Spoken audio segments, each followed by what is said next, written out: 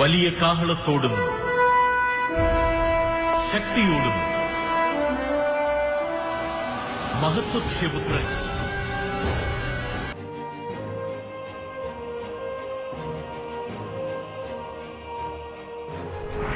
Écoutez, rien n'est impossible à Dieu. Et Dieu peut utiliser n'importe qui, n'importe quoi, n'importe quand et n'importe. Les ténèbres ne régneront pas toujours dans votre vie, car les trônes tomberont, les royaumes passeront. Voici, le royaume de Christ est venu pour vous rendre libre. Visitez le ministère Reine de Christ et votre vie sera transformée. Your past is over. Ton passé est passé. Recevez!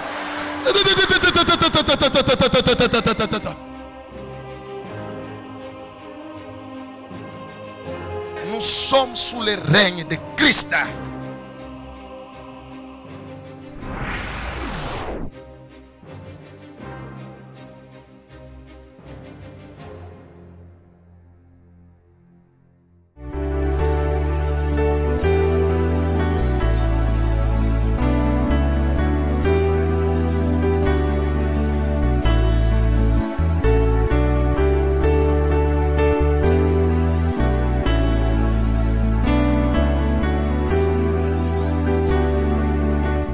Bien-aimés dans le Seigneur, avant d'écouter la parole de Dieu de ce jour, nous nous inclinons dans la prière et nous prions Dieu.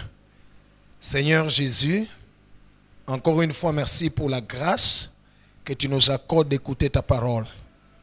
Tu as dit, vous connaîtrez la vérité et la vérité vous affranchira. Nous voulons, Seigneur, qu'en ce jour, par le Saint-Esprit, tu nous communiques la vérité. Ouvre notre intelligence afin que non seulement que nous puissions entendre la vérité, mais que nous puissions la connaître pour être affranchis, afin que nous vivions la vie que tu as préparée pour nous.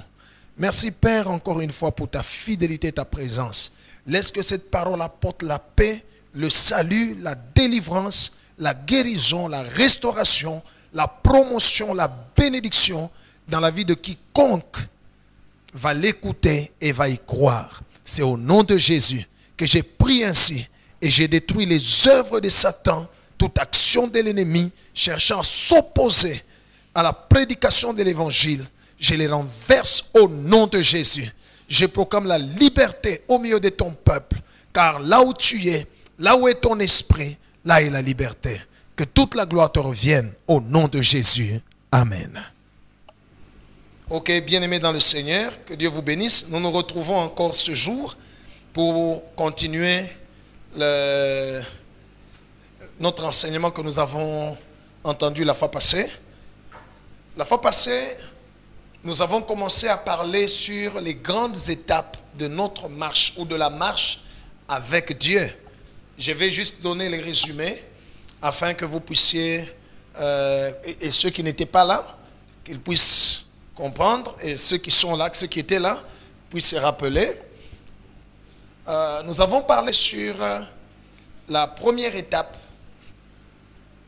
de la vie chrétienne. Nous avons dit que la vie chrétienne, c'est une marche avec Dieu. Et dans cette marche, nous passons par des étapes. La première étape, c'est l'étape du salut et de la délivrance, dans laquelle il y a des éléments qui sont, un, la conversion. On donne sa vie à Jésus comme Seigneur et Sauveur. 2, la repentance publique. On se repent publiquement et on renonce au péché qu'on a commis dans le passé et on renonce aussi aux malédictions qui sont les conséquences des iniquités qu'on a héritées de nos pères. Un autre élément dans cette première étape, c'est le baptême. Il y en a qui disent baptême par immersion. C'est la tautologie si on dit baptême par immersion, parce que baptizo veut dire immerger. Alors, si j'ai dit immerger par immersion, ça n'a pas de sens. Alors, il faut passer aussi par les eaux de baptême. Il faut être immergé. il faut être baptisé. C'est très important. Nous avons parlé d'un autre élément, c'est la délivrance aux œuvres de la chair, au péché. Être délivré des péchés, être délivré aussi des malédictions. Et enfin, le dernier élément dans la première étape, c'est la réception du Saint-Esprit, recevoir le Saint-Esprit en nous. Il vient habiter en nous et il commence à nous conduire comme enfants de Dieu dans la prière, dans la méditation de la parole de Dieu, dans les choses de Dieu. Il nous aide à accomplir la volonté de Dieu, à obéir à la parole de Dieu, ainsi de suite. Nous avons parlé de cela la fois passée. Et puis nous avons parlé de la deuxième étape, après la première étape du salut et de la délivrance. La deuxième étape, c'est l'étape des promesses divines. Là, nous avons dit qu'après que quelqu'un soit sauvé, qu'il soit baptisé, délivré, et il a reçu le Saint-Esprit, l'Esprit de Dieu va commencer à lui parler de la part de Dieu, à lui donner les promesses, à lui faire connaître les choses que Dieu a préparées d'avance, des choses que l'œil n'a point vues, que l'oreille n'a point entendues, qui ne sont pas montées au cœur de l'homme, des choses que Dieu a préparées d'avance. Le Saint-Esprit, à cette deuxième étape, cette grande deuxième étape, l'Esprit commence à faire des promesses. Dieu commence à révéler à son enfant son futur. Son futur. Et nous avons dit que cette partie est très importante parce qu'elle communique aux chrétiens ou à l'enfant de Dieu l'espérance. L'espérance. Et ça lui donne la garantie pour l'étape prochaine dont nous allons parler aujourd'hui. Gloire au Seigneur. Alors la troisième étape de la vie chrétienne, c'est l'étape de l'apprentissage. L'étape de l'apprentissage. L'étape où Dieu se tient en maître, en enseignant. Dieu se tient en rabouni, comme on dit dans les livres en grec, je crois. Rabouni, maître, Mwalim, Bwana. Dieu se tient en Seigneur et il décide de former son enfant. Comme je l'ai dit la fois passée, peuple de Dieu, il n'existe pas de dispense devant Dieu. Dieu ne va pas dire, non mon enfant, tu es tellement saint, tu m'as tellement craint, alors tu ne passeras pas à cette étape. Non, non, il te fera passer à cette étape-là. Quand vous lisez dans le livre d'Ésaïe 53, on dit, quoi que Jésus n'a pas péché, quoi qu'il n'a rien fait de mauvais, il a plu à l'Éternel de le briser par la souffrance. C'était la voie que Dieu a décidé pour lui. L'étape de l'apprentissage, c'est cette étape que d'autres appellent le désert.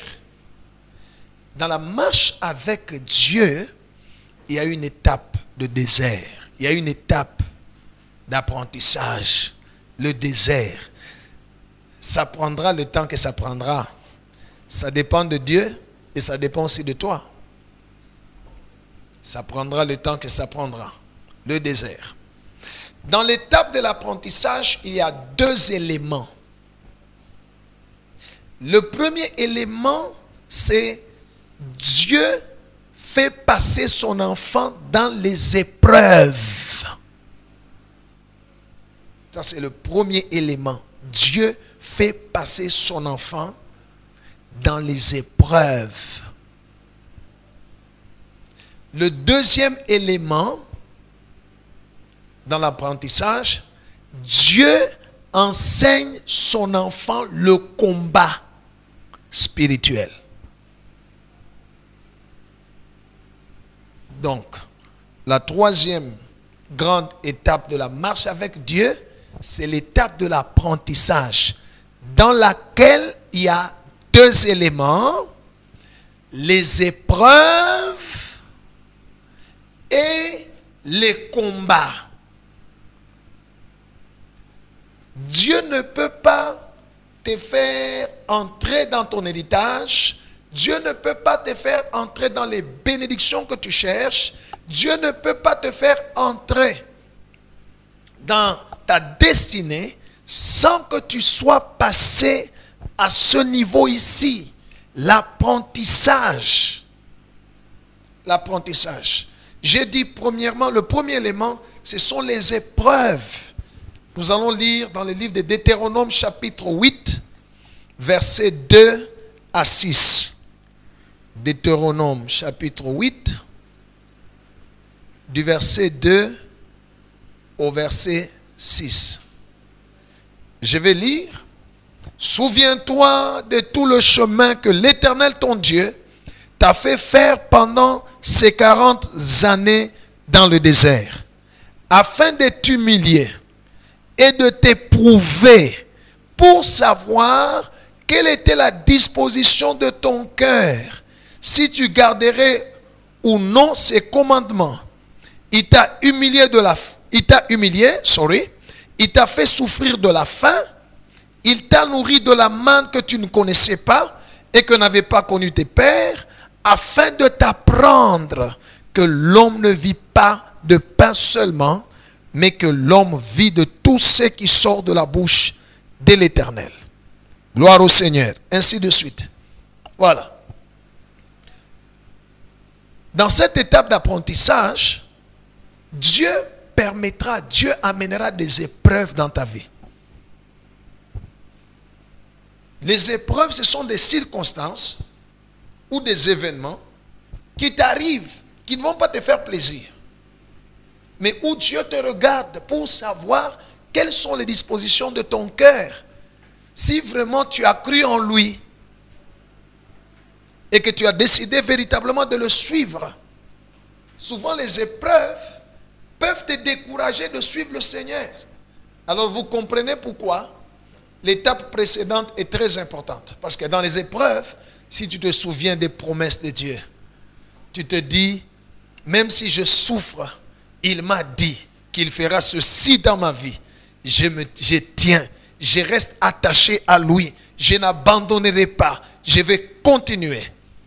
Même si l'épreuve vient, tu te souviendras et tu diras, mon Rédempteur est vivant, il s'élèvera le dernier sur la terre. Il est fidèle, il accomplira ce qu'il m'a promis.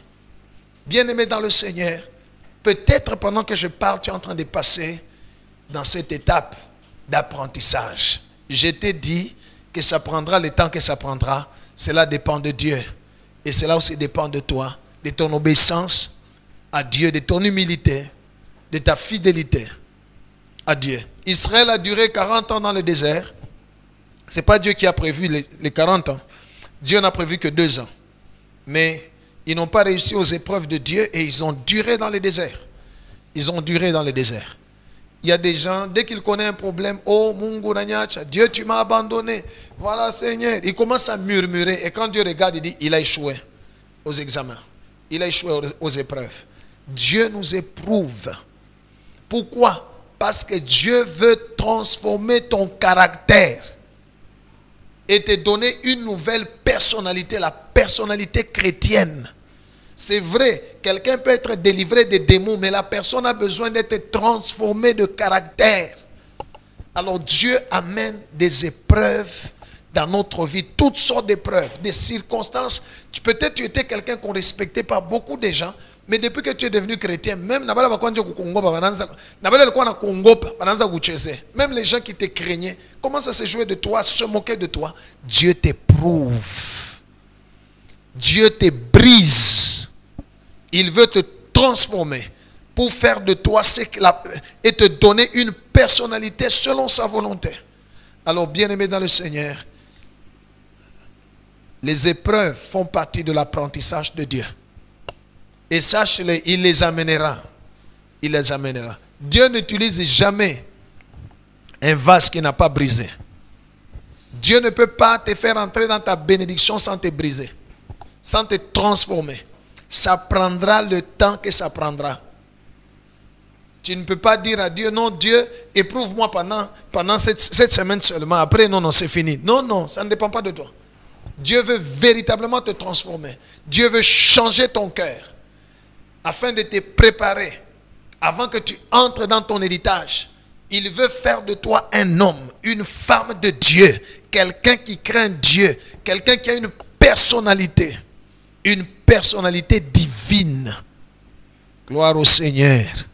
Alors, bien-aimé, comprends que les épreuves, si tu as déjà connu des épreuves, gloire au Seigneur, mais ça viendra encore jusqu'à ce que lui-même, Dieu va dire, maintenant c'est fini. L'étape de l'apprentissage.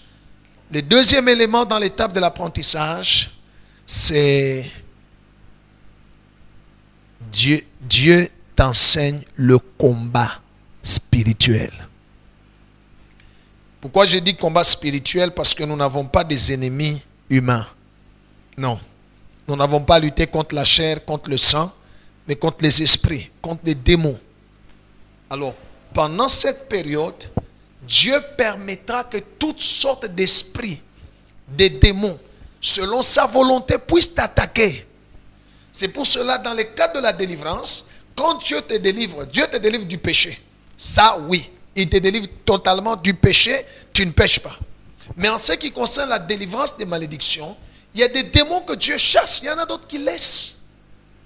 Il y a des esprits qui laissent. Et il les laisse, pourquoi? Pour venir t'apprendre le combat. Dieu permettra qu'ils viennent t'attaquer. Que tu connaisses tel genre d'attaque spirituelle dans ta vie. Gloire au Seigneur. La Bible n'a pas dit qu'on ne combattra pas. Non. Dieu n'a pas dit qu'on ne fera pas la guerre. Non. La Bible dit qu'il nous séparerait de l'amour de Dieu, la tribulation, l'angoisse, l'épée, la nudité. Ça signifie que ces choses-là peuvent venir, peuvent arriver dans notre vie. Ça peut venir. Dieu dit au prophète Jérémie, ils te feront la guerre.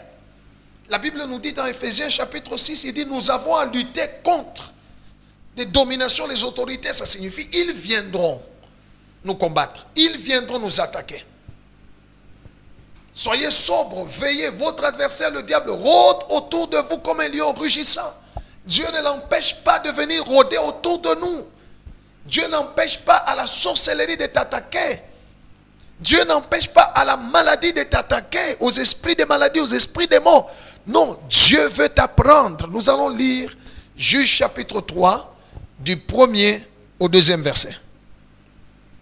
Allons dans l'Ancien Testament. Juge, c'est dans l'Ancien Testament. Chapitre 3, du 1er au 3e verset. Je lis au nom de Jésus. Voici les nations que l'Éternel laissa pour éprouver par elles Israël. Tous ceux qui n'avaient pas connu toutes les guerres de Canaan. Il voulait seulement que les générations des enfants d'Israël connussent et apprissent la guerre.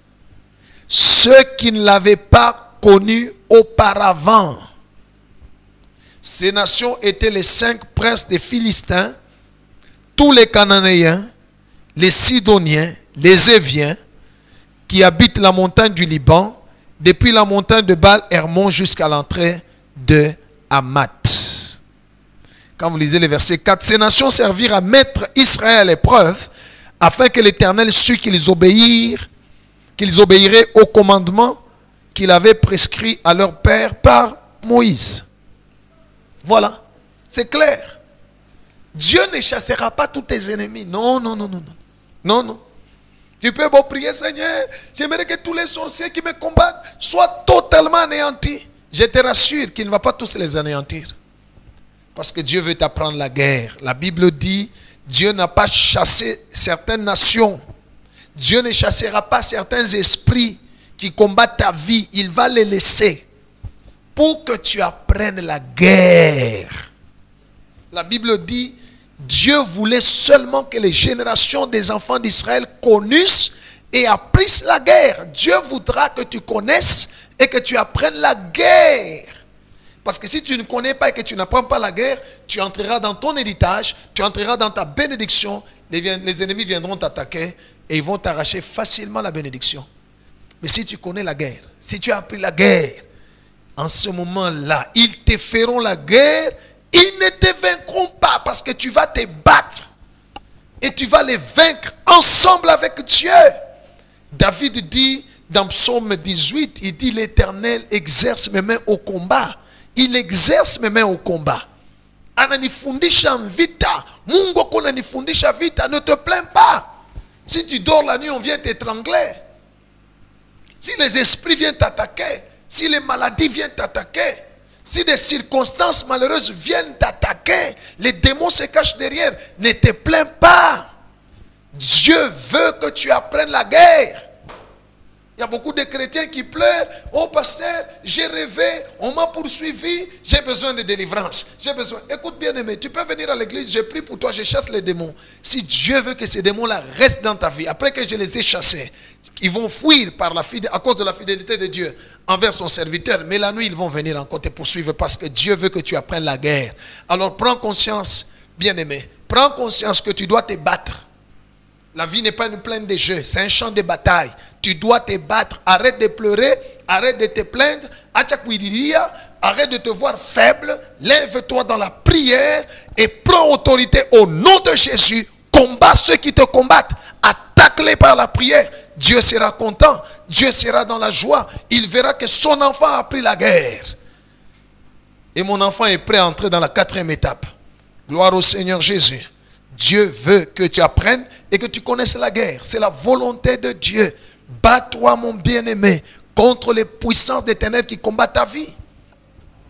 Contre ceux-là qui te font tomber facilement. Lève-toi dans la prière. Attaque-les. Résiste au diable. Il fuira loin de toi. Jésus n'a pas dit, voici les miracles qui accompagneront ceux qui auront cru en mon nom. Je chasserai les démons à leur place. Non. Il a dit, ils chasseront les démons. Ton Dieu en qui tu crois, qui est ton Père, il s'appelle aussi l'Éternel, le Dieu des armées. Dieu aime la guerre et il veut que chacun de ses enfants apprenne la guerre. Alors dans l'étape de l'apprentissage, il y a bien sûr les épreuves et il y a aussi la guerre. Dieu veut que tu apprennes la guerre. Les épreuves et le combat spirituel peuvent arriver tous au même moment.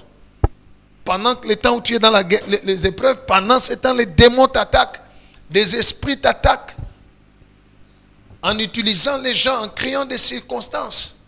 Voilà pourquoi, quand un problème t'arrive, quand une personne te fait du mal, ne vois pas la personne, ne vois pas la circonstance, regarde qui se cache derrière. Lève-toi dans la prière, attaque-les, combat-les. Dieu veut que tu apprennes la guerre. Dieu veut que tu puisses vaincre les démons de pauvreté. Dieu veut que tu puisses vaincre les démons derrière le péché. Dieu veut que tu puisses les vaincre, ceux qui sont derrière les malédictions, afin que quand tu entreras dans la 4e étape, que tu sois capable de protéger et de maintenir ce que tu auras dans la 4e étape. Gloire au Seigneur. Alors, bien-aimé dans le Seigneur, peut-être tu es en train de passer à l'étape où Dieu t'apprend la guerre et te fait passer par les épreuves. Laisse que Dieu t'enseigne la guerre. Ainsi, un jour, tu diras aussi, je poursuis mes ennemis, je les atteins et je ne rentre pas avant de les avoir anéantis. Voilà. Que Dieu soit loué. Enfin, la 4e étape, c'est l'étape de l'accomplissement des promesses de Dieu. C'est l'étape où Dieu, dans la vie de son enfant, il commence à accomplir ce qu'il a promis. Une promesse après une autre. Il fait entrer son enfant dans son héritage. Tu commences à posséder, jour après jour, année après année, l'héritage que Dieu a prévu pour toi. Parce que Dieu est sûr, il sait que tu ne vas pas l'abandonner. Il sait que tu ne vas pas rentrer dans la vie de péché. Et il sait que même dans cette étape-là, même si on vient te combattre, tu es prêt. Tu es un vaillant héros. Aucun démon ne viendra arracher ton héritage. Aucun démon, aucun esprit ne viendra t'arracher, te voler ou détruire l'héritage que Dieu te donne. Voilà pourquoi Dieu voulait qu'Israël apprenne la guerre. Parce qu'ils savaient que quand ils vont entrer à Canaan, ils possèdent Canaan. Ils ne vont pas laisser n'importe qui venir les chasser. Jusqu'à aujourd'hui, suivez les informations, le peuple d'Israël est en guerre. Jusqu'à aujourd'hui. Ils sont en guerre, ils protègent leur territoire. Et ils continuent à récupérer petit à petit les territoires que Dieu leur a donnés par Abraham. Suivez les informations, vous allez voir. Israël est parmi le pays le plus puissant, parmi les grands pays. Israël est l'un des pays qui possède la bombe atomique. Israël est l'un des pays le plus armés du monde. Israël, actuellement, le peuple de Dieu, les Juifs. Et c'est Dieu qui veut comme ça. Dieu voudra que quand tu entreras dans ton mariage, qui est un héritage qu'il a préparé, quand tu entreras dans le succès, dans la gloire, dans la prospérité, que personne ne vienne t'arracher, mais que ta vie manifeste la gloire de Dieu. Ta vie manifeste ce que Dieu a préparé pour toi. La 4e étape, c'est l'étape d'accomplissement, où Dieu dit à son enfant, maintenant, entre dans l'héritage que j'ai préparé pour toi. Maintenant, vis les choses terrestres que j'ai préparées pour toi, avant de vivre les célestes. Jésus a dit à ses disciples, vous aurez au centuple, mais avec des persécutions. Il a promis, il a dit, il y aura des épreuves. Mais après, le centuple va venir. Ne t'en fais pas, bien-aimé, tu ne fais la course avec personne. Ne te compare avec personne. Tu as ta propre vie, ta propre marche avec Dieu. Et Dieu te fait passer dans chaque étape. Ça viendra, l'accomplissement des promesses. Dieu est fidèle, il n'est pas un homme pour mentir, ni un fils de l'homme pour se repentir. Ce qu'il t'a promis, il va l'exécuter. Ce qu'il a déclaré, il va l'accomplir. Une après une autre, tu verras l'accomplissement des promesses de Dieu. Mais sache, bien-aimé, que ces étapes sont très importantes. J'ai parlé des grandes étapes.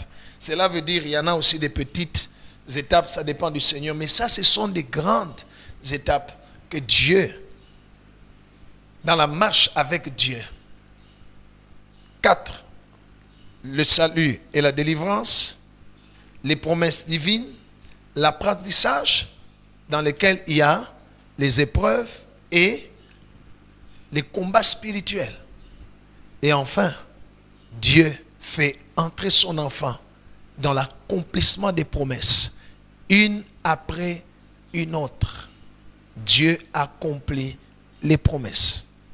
La Bible dit dans le livre des Hébreux, afin qu'après que vous ayez accompli la volonté de Dieu, que vous puissiez vivre les promesses. Alors regarde dans quelle étape tu es.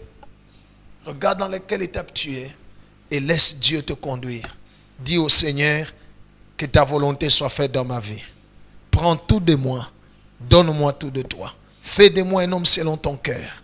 Donne-moi un cœur humble, fidèle et obéissant, afin que je puisse marcher dans tes voies, que je sois celui que tu veux que je sois. Voilà. Que le Seigneur bénisse sa parole. Au nom de Jésus. Amen.